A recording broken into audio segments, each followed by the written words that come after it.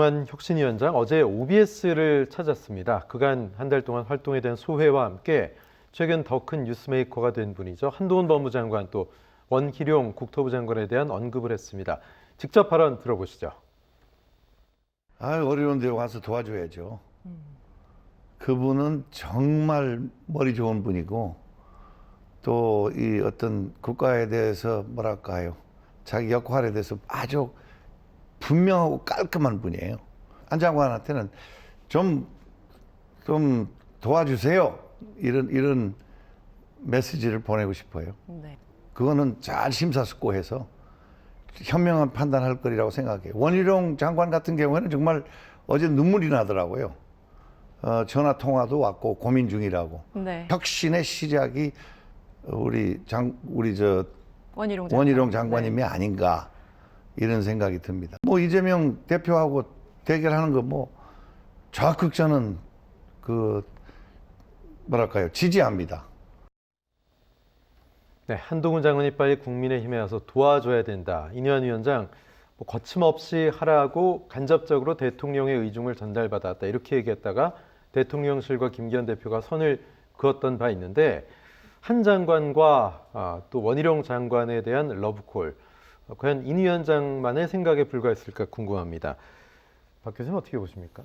사실 인적 쇄신이라고 하는 거는 네. 선거를 앞두면 어느 정당이나 하는 겁니다. 예. 다만 이게 혹시나 당의 어떤 그 오너십, 주류가 바뀌는 거 아니냐, 이게 굉장히 중요한 포인트죠. 네. 그런 점에서 사실은 국민의힘 내부에서 총선 때 뭐 검사 출신들이 대폭 이제 당에 들어올 거다, 네. 뭐 이런 얘기에 우려가 있었던 거고, 인적 쇄신에 대한 얘기를 어쨌든 이완 위원장이 꺼내 들었고, 여기에 대해서 윤핵관과 지도부가 반기를 드니까 이건 대통령의 뜻이다라고까지 표현을 했는데, 네. 그래도 반기가 멈추지 않았거든요. 이대로 자칫 가다가는 레임덕이 빠질 수도 있는 상황이었습니다. 네. 대통령이 요구하는데 여당 지도부가 거부해? 그럼 레임덕이거든요. 그러니까 용산에서 선을 그었어요. 이렇게 하니까 결국은 인현 위원장의 힘이 빠져버리는 모양새가 나타났는데, 어찌 됐든지 간에 인적 쇄신은 해야 됩니다. 그러다 보니까 있는 거를 잘 포장해야 되는 거죠. 어차피 한동훈 장관의 정치권 등장은 예견된 상황이었습니다. 이거를 갖다가 어차피 이제 제주도에서 서울로 올라온 국토교통부 장관도 뭔가 이제 지역구를 정해야 되는 입장이고, 그럼 다음 차기 대권을 생각한다 그러면은 서울이나 수도권에 나올 수밖에 없습니다. 네. 지금 이런 것들을 가지고 지금 얘기를 하고 있는데, 근데 과연 국민들이 한동훈 장관이나 또는 뭐 본인 표현으로 험지 출마하는 원희룡 장관에 대해서 과연 이거를 뭐 결단 또는 희생 이렇게 네. 생각할까? 예. 또는 큰 기대감을 가질까?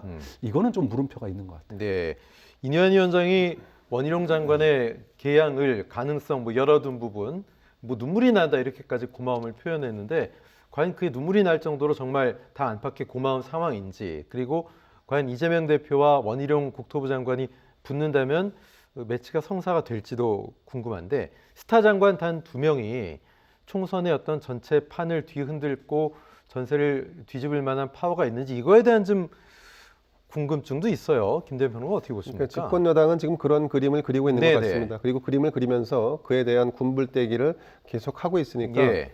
현재 상황에서는 마치 한동훈과 원희룡이 어떤 구세주인 양 이렇게 비춰지는 네. 측면이 있는데, 사실 선거는 아직 시작도 안 했습니다.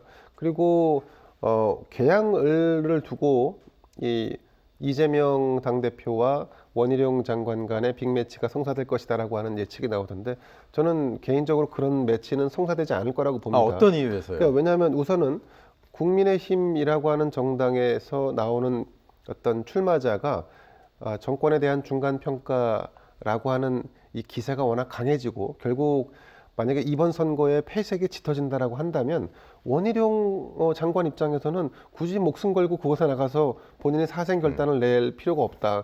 그렇게 사생 결단을 내더라도 유효한 득표를 하기가 어렵다라고 한다면 본인이 안 나가겠죠.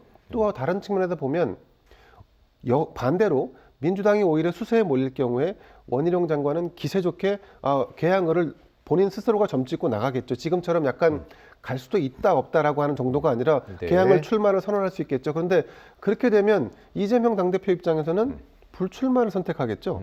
왜냐하면 본인이 나가서 아주 신승을 거둘지라도 전국 선거를 책임져야 되는 상황에서 원희룡에게 발목을 잡히는 상황은 본인이 원치 않고 민주당이 어떻게 될게 원치 않는 없다. 상황이기 네. 때문에 그러면 이렇게 따져보면 A 가정이든 B 가정이든 결국 개항에는 원희룡도 이재명도 둘 다 없을 수도 있다. 오히려 네. 이런 관점에서 바라보고 있고 지금 인용환 위원장이 사실은 원희룡 장관을 약간 좀 띄워주는 것은 본인이 중진이라든가 아니면 지도부 좀 큰 정치인들이 불출마나 험지 출마에 대한 자신이 던져놓은 아젠다에 호응해주길 기대했는데 호응을 한 거죠. 그런데 사실은 면밀히 따져보면 인용환 위원장의 타깃은 뭐 권성동 아니면 뭐 장제원 네. 아니면 김기현 현 지도체제 뭐 이런 정도의 타깃을 잡고 화살을 던졌는데 근데 관역이 전혀 다른 원희룡 장관이라고 하는 관역에서 내가 맞았다라고 나오니까 네, 네. 사실 이건 빗맞은 안타격이잖아요. 그래서 네. 인용환 위원장이 눈물을 흘리면서 고마워할 상황인가? 네. 여전히 유효타는 친윤이라든가 아니면 윤핵관이라든가 당 지도부에서 뭔가 이런 선언이 나와줘야 하는데 그런 선언이 없다는 점에서는 역시 인용환 위원장이 좀 그 외면받고 있는 그런 측면이 없지 않아 있다라고 보고 그리고 원희룡 장관은 지금 저는 개인적으로 볼 때 자신의 정치를 하고 있다라고 봅니다. 그러니까 어떤 특정 정치인이 자신의 몸값을 올리기 위해서는 이 이른바 총선이라고 하는 거는 그러니까 무기 없는 전쟁이죠. 그러니까 말로 하는 전투지 않습니까?